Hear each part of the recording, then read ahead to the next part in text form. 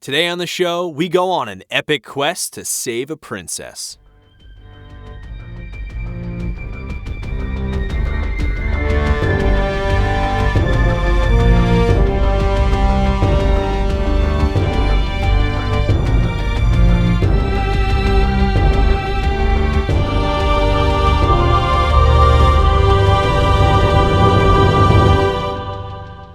Welcome to Lore Party, the podcast that explores the stories, characters, and universes of our favorite video games. I'm Kevin.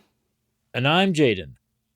Well, we are back, episode 2. The epic continuation of a story we didn't know we wanted, but are glad we have. Yeah, Star Wars episode 3.2. Star Wars episode 2, not that one, a new one. Yeah, that's it. I remember telling you the other day where I was like, oh yeah, in episode 1, when we see the younglings, and I'm like, wait, no, Obi-Wan episode 1, 3.1. Yeah, you had to qualify it because I was confused as to what part you were saying. I was like flipping through my giant Wikipedia books, encyclopedias, and I'm like, what are you talking about? Which one? So today we're going to talk about episode 2. And we are going to talk about what's going on with now that Obi-Wan has actually left Tatooine, going to find Leia and rescue this 10-year-old Leia. And then we're going to kind of give you guys some thoughts on what we think about the episode and what we're going to think is going to be happening moving forward. But first, before we start anything, we're going to do a little bit of housekeeping, as usual.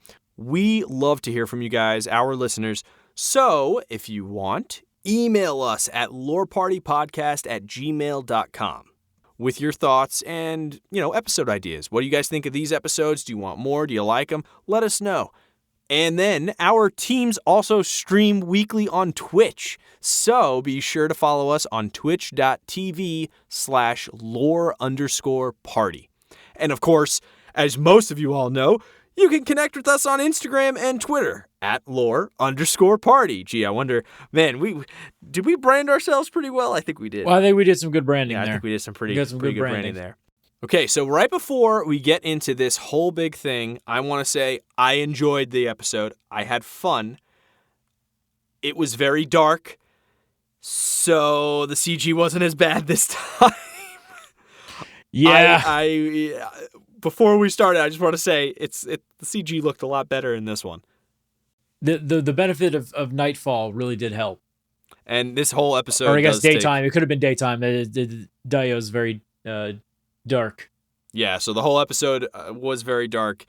And also thematically, it is also pretty dark. So prepare yourselves for a little bit more depressing scene between the whole show. This whole episode's a little bit sad. No, but it's fun. It is. All right, so we're going to get into it right away. But first, we're going to hear a quick ad from our lovely sponsors. Stick around. All right, that's enough housekeeping. Now we're going to get into the episode. So first things first, we see my favorite thing in all of Star Wars, public transportation. Yeah, and its wonderful uses. Nice.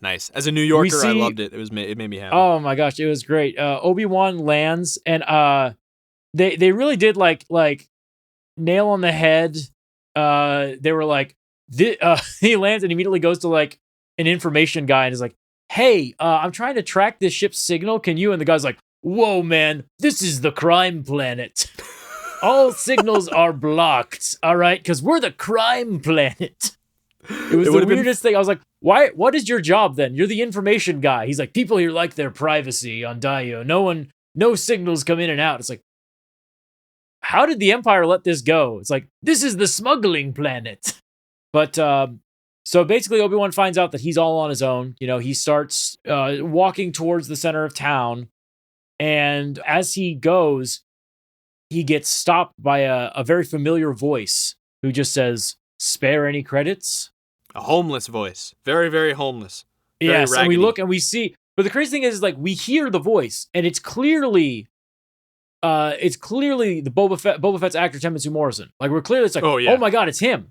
It's absolutely him. And all of the rumors had been like, hey, he's in this. He's playing a clone trooper. So we were all like, oh my god, is it Cody? Is it Rex? Is it Wolf? Is it Gregor? Who could it be? And then you turn and you look, and it's just a random clone trooper. And he's homeless, and he's begging for food on the street. And I was like, that is such a cool idea. That was like, it was super sad, but it was so cool at the same time. Especially because this was a clone trooper from the 501st Legion. This was a clone trooper from Anakin's Legion. Yeah. This whole show is about his regret towards Anakin, and god damn. Yeah. Like the fact that this guy who served with his best friend doesn't even recognize him. That got me too, because I was expecting him to be able to recognize Obi-Wan, because let's be real here, he doesn't look that much different. He's just got a beard he was one of the most famous Jedi of the whole war. I did think that it was really depressing, though, to see a clone trooper like that. Like, what, you don't got the VA? Like, nobody's there helping these guys? Like, the Galactic VA did shit for these guys, and I'm like, oh, that makes sense. I understand abandoned them, man. Yeah. And what really got me, too, is right after that, it cuts to stormtroopers, and obviously their voices are different because they're not clones. So that kind of got me where I was like, wow, these guys were just treated like trash afterward. Like, their usefulness is gone, and now we've cut to, all of a sudden, what's being used now. And it felt really... It just felt sad. When I saw it, I felt really bad for that clone trooper. And then I thought to myself, though, oh, well, that clone trooper probably killed some Jedi or something. And I was like, maybe I don't feel too bad about this guy. But at the same time, like, we know from watching the Clone Wars that it's not his fault. I know. Yes, he killed Jedi, but you're right. Those inhibitor chips made him do that. That's the saddest, aspect of the Clone Wars is that, yes, these guys, committed this terrible genocide of Force users, but they didn't even know they were doing it. Like they were just told, like something in their brain said, "Hey, this Jedi's got to go." So by about 10 years after the Clone Wars, there's not a lot of clone troopers serving. So it's very likely that there are several, clones that are exactly like this unfortunate trooper who are just, abandoned by the side of the road. Now that's just not the only little cameo we have in this scene. That's true. They doubled down on the cameos early. Very early. So at the end of this whole situation, Obi-Wan, he takes some money and he gives it to the clone trooper. The clone trooper just kind of gives him a little nod, doesn't really recognize him, just, goes about the rest of his day begging for food. And as he turns, he runs into this girl who tries to sell him spice. What's fun about that, though, is that the girl who's selling him spice is actually Ian McGregor's real daughter. I thought that was such a cool thing to have her play. Have her play a character in Star Wars, especially someone who's looking for their daughter when it's like, hey, you're my daughter. I didn't know that. I actually didn't know that until seeing. Yeah, I think I texted you that, and you're like, wait, what? Yeah. It's so cool. And she basically tells him, like, hey, if you're looking for your daughter, you're not going to find her. Because Obi-Wan lies and says he's looking for his daughter. Mm-hmm. He's like, you're not going to find her. So here's some drugs for free just to, like, ease the pain of losing your daughter. He's like, no, listen, I got to find her. So she's like, okay, you know what? I might know someone who can help. I know a Jedi. Dun, dun, dun. And we're like, what? A Jedi alive here? This is crazy. Tell us about the Jedi. So we see a mysterious figure leading two people into a room, and we then see their face, and it is Haja Estre. He does all the classic Jedi stuff, to impress these people, and closes the windows with, quote-unquote, air quotes, the Force, and moves a couple things on the table and just moves some stuff around the room. All the Jedi sayings and words. My favorite thing is when he picks up the comm link and pretends to Jedi mind trick. Yeah. He's like, you will give them safe passage. And the guy's like, oh, I will give them safe passage. So Obi-Wan is just watching this, and he's just like kind of not impressed. At first he goes, ooh, because he sees the windows move, and he's like, huh, you see like a little twinkling, and then he just kind of watches it, and he's like, that guy's not using the Force. That's full of shit. Yep. And he's like, he immediately can sense something's not right in the air. And so Obi-Wan kind of watches this, and we see this mom and kid end up getting transport. So he says, go on this ship and do this, talk to this person, do this thing, and you'll get out of here. So they leave. You find out that he's got connections at the spaceport already, but he uses his fake Jedi-ness to score some money out of them on the side to keep his little operation going. Yeah, he gets them to pay him some cash, and he has this little box or whatever with cash. And they leave. And then it's revealed, obviously, that it's a fake. Yep. And Obi-Wan walks in and immediately sees through all the bullshit because he starts doing all the same shit again. So Obi-Wan obviously sees all these things are just a trick and they're full of shit. And so as soon as he starts asking questions, he's in his face and is oh, this magnet, this, and breaks all the shit. He's what the hell, man? And he kind of insinuates that he's a Force user. I don't think he doesn't say that he's a Jedi, but he insinuates. Oh that no, he does. He's he's you face a Jedi. Yeah. I am a Jedi. Yeah, but Obi-Wan is the one who's just no, you're full of shit, bro. Yeah. He's just you're an asshole. He doesn't even pull his lightsaber on him. He pulls a fucking gun on him. He pulls a blaster. He's pissed. So after this, Kenobi is hey man, this is my situation, and Haja is okay, fine, I'll help you. And what's interesting is Kenobi's kind of just huh? He's wait, what? He's kind of shocked, are you sure? And he tells Kenobi where to go and to find, the smugglers that kidnapped Leia. And so Kenobi sneaks into where he believes Leia is, and he fights with the kidnappers, which is really cool. They beat the shit out of him in the room and in a cell almost. It's very cool to see them use martial arts too. Yes. He doesn't use, again, this whole episode, he doesn't use his lightsaber. I think that's such a cool idea for him where he's I'm trying to maintain that I'm not a Jedi this whole time. He knows that the last thing he should do is turn his lightsaber on because that will get so much attention drawn on him. Oh yeah, totally.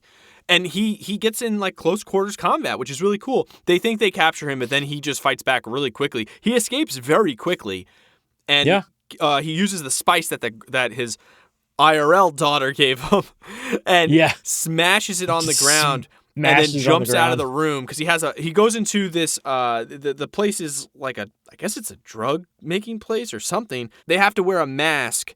And he gets the mask as pretending to be an employee. So when he breaks the spice, he automatically puts that mask on. And he can escape. And everybody in the room gets super high. And he just gets out and escapes. Which is so good. Which is such good timing because Reva, the third sister, has arrived on the planet to take possession of Leia. I don't think we covered it in episode 1, but she's the reason that Leia was kidnapped in the first place. I think we did. We kind of glossed. We omitted talking about that, but she's the reason because she figured that Leia's father served with Obi-Wan Kenobi, so he would automatically be. She's by that logic, they should still be in contact together. When that scene happened, people thought that it was because people thought that the father was Anakin, and people were freaking out online, oh my god, is that she knows, and it's no, it's not that Bail father. Yeah, it's not that guy. It's adopted father, not real daddy. So, irregardless, she shows up and she walks into the room to collect Leia.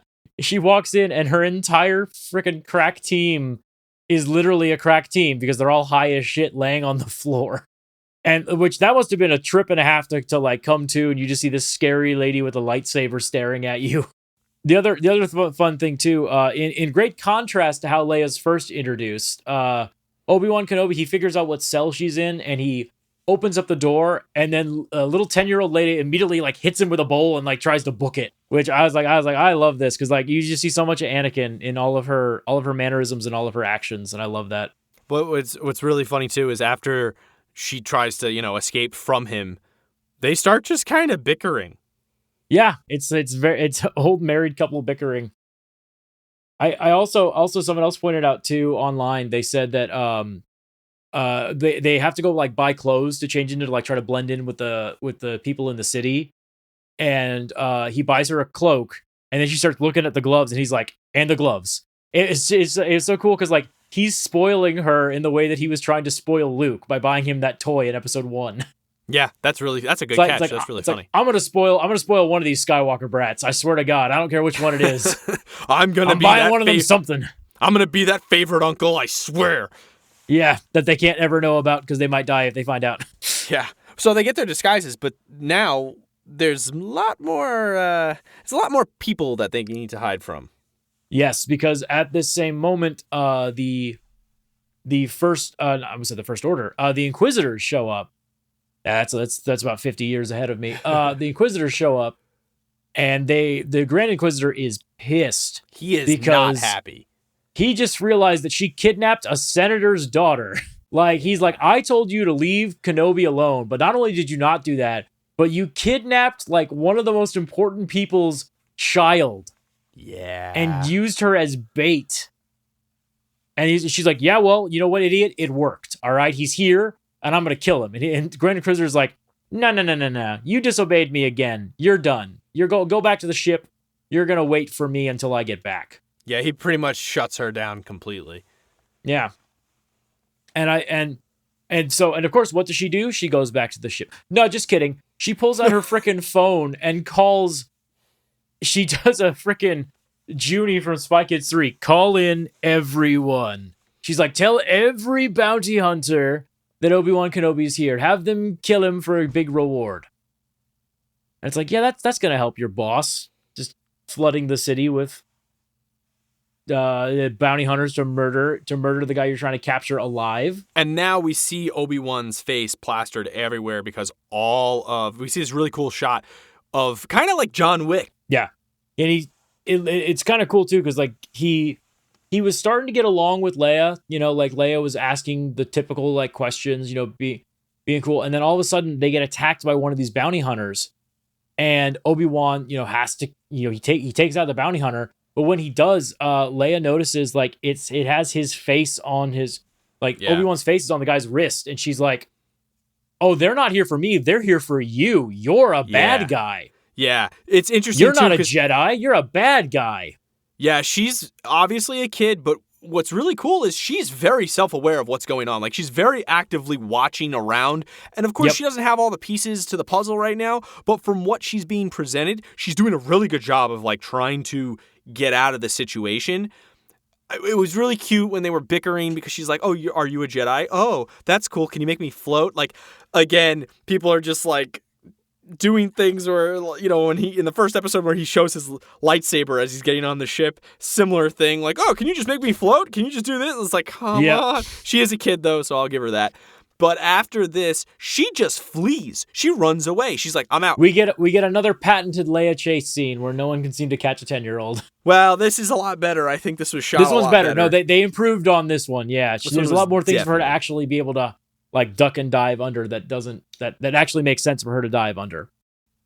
And then Haja gets the hologram as well. His little kid that helps him around, and gets told that, oh, you had the Jedi, and the bounty's huge. And he goes, oh, that's embarrassing. He's like, oh, come on. I love his delivery. He's like, that's embarrassing. Pulls out a gun. Well, let's go. Yeah. Like, oh, that's so good. And you think that he's going out to go catch Obi-Wan. We're just going to leave that at that. You think he's going to go out and catch Obi-Wan. There's a really cool shootout sequence on a rooftop. We see a bunch of parkour of Reva running around. It's a really cool parkour sequence. Parkour! It's really good.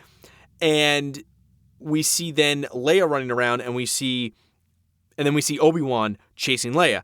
Then it comes up to where Leia gets on the rooftops, and Leia is trying to, run away, and Obi-Wan is, of course, chasing her, and he goes up onto the rooftop as well. There's this really cool sequence then, as soon as they get up on the rooftop, when they're running around, some of the bounty hunters see Obi-Wan. So they start shooting at him, and there's this whole big shootout sequence. Leia's running around, and Obi-Wan's like, hey. Reva's on another rooftop and sees the, choo, choo, choo, choo, choo. She sees all those little blaster bolts, and so she starts chasing. Obi-Wan. And you don't know. Obi-Wan doesn't know this. He doesn't know that she's there. he takes out the bounty hunter, and as he takes out the bounty hunter, Leia tries to jump off a building and falls, essentially, to almost her death. But Obi-Wan catches her, and then what does he do? Makes her float with the Force. He catches her with the Force, just like what she wanted earlier. She floats. It was cute. So after this wild chase sequence, this wild shootout, they end up getting back in front of who? Haja. Oh no, Haja. He came out there with a gun. Is he gonna kill them? No. Haja actually tells them where to go and says, hey, you are not like the first Jedi of health, essentially, and I want to help you. People still believe in you guys. So Haja actually is pro-Jedi, which is cool, even though he was kind of using the Jedi to get some extra cash. He tells them where to go. I like what he said, too. He's like, I'm just using it to get a little cash. I'm not hurting anyone. Yeah, right. Okay. And so he tells them where to go for the ship transport. It's like a trade ship that it's just like an automated ship. So they end up leaving, and they're going. Leia now, of course, believes Obi-Wan is a good person because he saved her. Who is right behind them? Reva. So Haja then puts his hood up and everything and confronts Reva in this really funny sequence where he's like, You've captured the Jedi. What does he say? He goes, you've now found me. I am the Jedi. And he's like really goofy about it. It's hilarious. And she obviously disarms him super fast and like gets him up against a wall and is like, tell me where they went. And he's like, no. He's like, I'll never tell you. And she's like, no, you won't. And then she starts doing the Force thing. Yep. Where she can like read his mind. And I was like, oh shit. Like she's got some training, man. She's got some dark side training. It's kind of cool. Yeah. And those are not magnets. That's for sure. Oh yeah, that's the best part. He's like, that wasn't magnets when he gets thrown up against a wall. I loved that. It was super funny. It was really funny. And so we get back to the sequence. She just keeps going. Reva just doesn't stop. Really one-track mind over here, like very much trying to get Obi-Wan. And we get to the ship transport, and Obi-Wan is like, go, Leia, get on the ship. So she's trying to get on the ship. I'll be right behind you. Yep, I'll be right behind you. That's the phrase that always gets people in movies. I'll be right behind you. Yeah, so dead. Yeah, right. So he is hiding behind boxes and shipping containers, and she's just kind of stalking him and like saying stuff like, oh, you didn't know. He's alive. Who's alive? She tells Obi-Wan that Anakin is alive. And there's this really awesome close-up shot, and she says that Vader doesn't like people knowing that.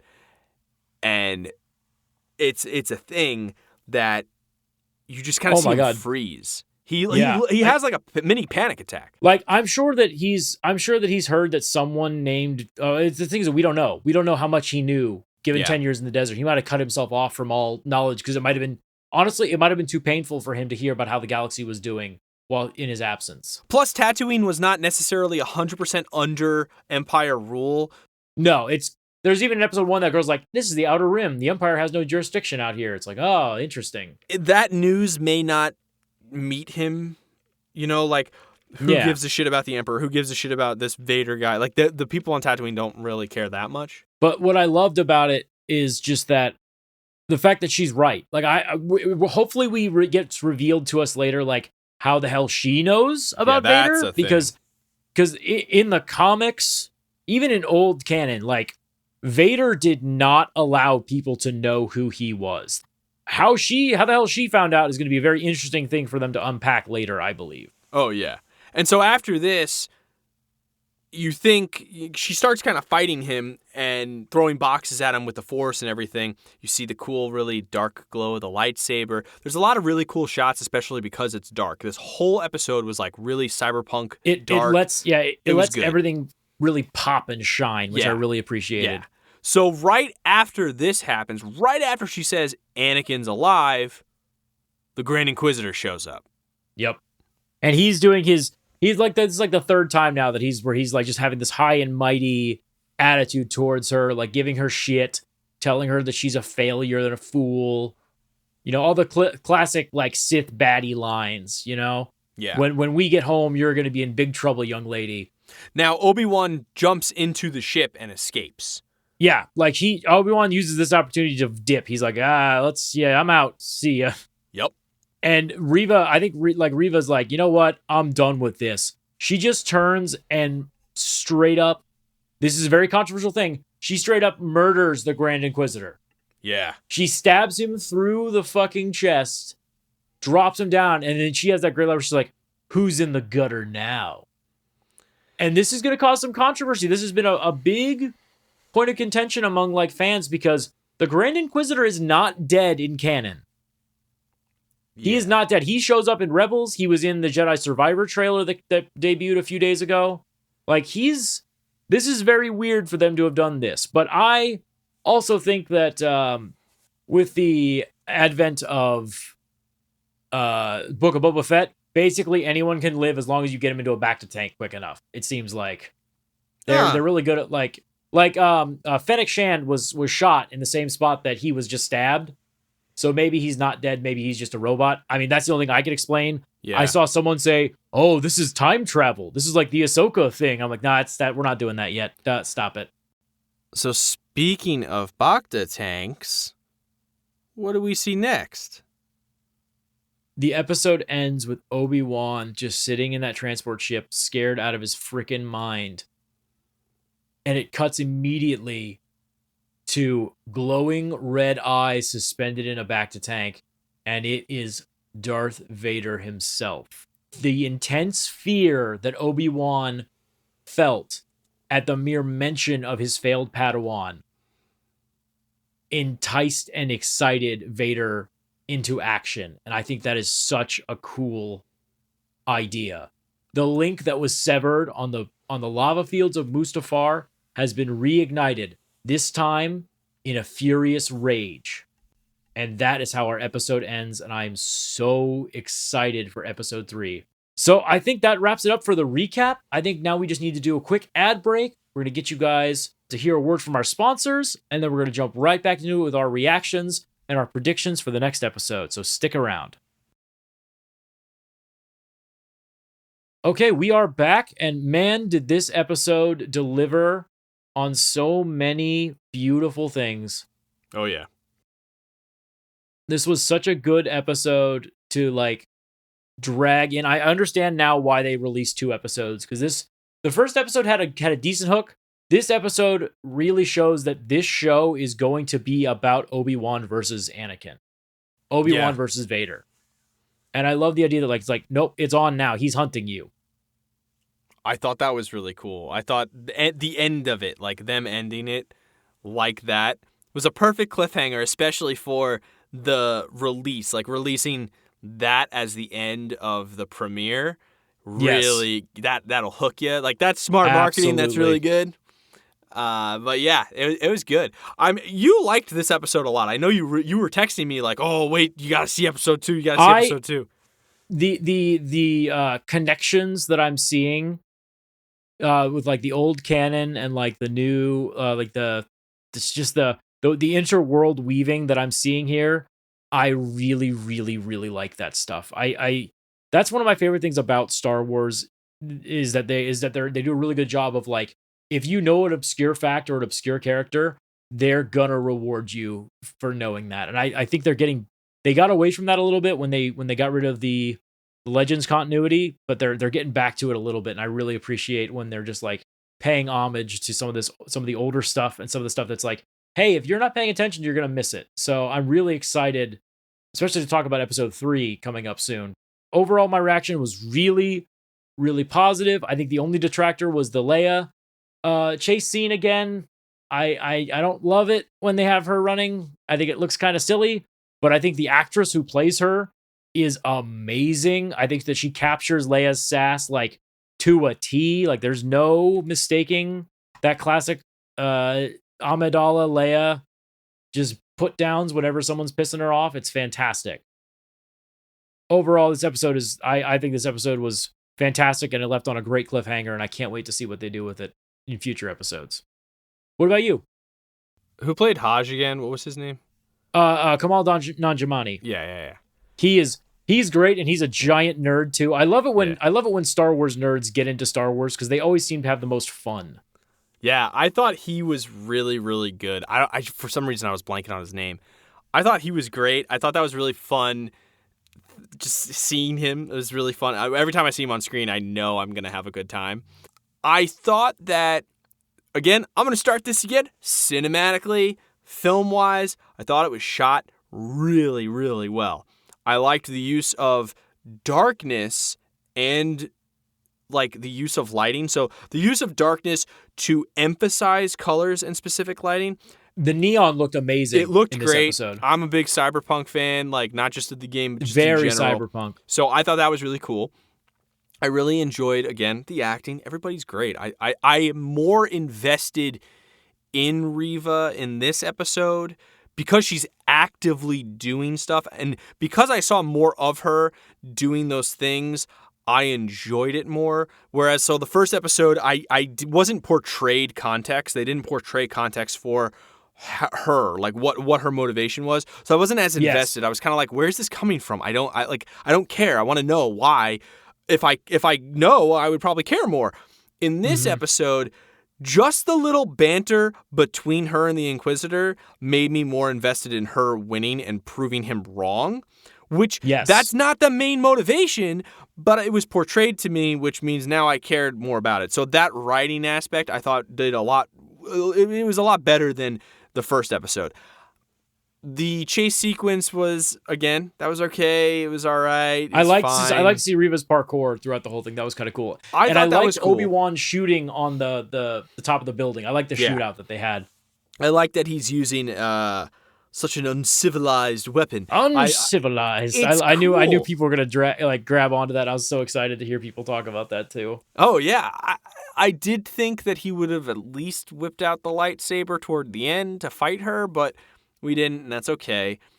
Again, the Grand Inquisitor, air quote, death. Interesting. Okay, where does this go? There's just so many like little things, like you said. There's little things like his daughter being in it, like just little things like these characters that are mentioned and all that. I like it because it's not done to a way where it's so in your face, but it's done enough to say like, "Hi, we're here." And if you don't know it, that's okay. Nods. Yeah. If you don't know it, that's okay. If you do, you do, and it's cool. This is a kinder, gentler Star Wars canon where they won't hurt you because you don't know who that obscure character in the background is. Yeah. I really like the sequence again, also with like, you know, those aren't magnets, but using. I thought that stuff was really funny. The comedy. So Star Wars has comedy in it in the movies, so I liked that this had some comedy in it, but not enough. Like, to where it would overpower everything. So it's dramatic enough. It has little bits of humor, which is kind of fun. Like him bantering with Leia, I enjoyed that. It made it kind of more believable because I don't think in real life you would do something like that to where you would just tell a kid, don't talk, whatever. Like you would have some banter with this kid who's obviously witty and smart. You were going to have banter. And the way he reacts where he's just like, what the hell? This kid is smart. He slowly realizes through the episode like that this is, you know, the child of his friends. Like so much so it bothers him almost, where it's like he sees so much of Leia in Leia he sees so much of Padme and Anakin. It's amazing. Yeah. So overall, I think this episode was, I don't want to say better than episode 1. I think I had less issues with this episode, but they are also shot differently, which was pretty cool. Yeah, even though they're the same director, it's kind of cool that they have the same director for all 6 episodes. Yeah, but they're shooting these episodes obviously differently. Like you can see the style, but there are definitely variables and variances of how they're shooting specific sequences. Like the chase sequence was shot completely different than the other chase sequence. There were still some overhead shots and stuff, but not as much, and they did a lot more pans and follows. So getting into the film aspect of it, but I liked it. I think it was really good. And especially that ending made me go, all right, I need more now. I can't do this. I gotta wait a week. What's going on? Oh my God, no. I remember texting you just being like, grah. Yep. It was, you were like, I need more. And I was like, we'll get more soon, I think. It's true though. I mean, I think it's enticing me enough that I'm definitely, I was already going to watch the rest of it because we're doing a podcast, obviously, but I'm like, this is This is really good stuff, and I'm really excited to see what the rest of the series ends up being and how it's going to go, because it's short, man. It's only 6 episodes. Like, I'm sad. I thought I saw rumors today that they were talking about doing a second season, which I hope they don't. I think that would ruin the majesty of what we're getting. I think 6 episodes is plenty to tell a story. Like I said before, This is Logan in space, and I'm all here for it. Overall, I think this season's going to be great. I think the show in general is going to be great.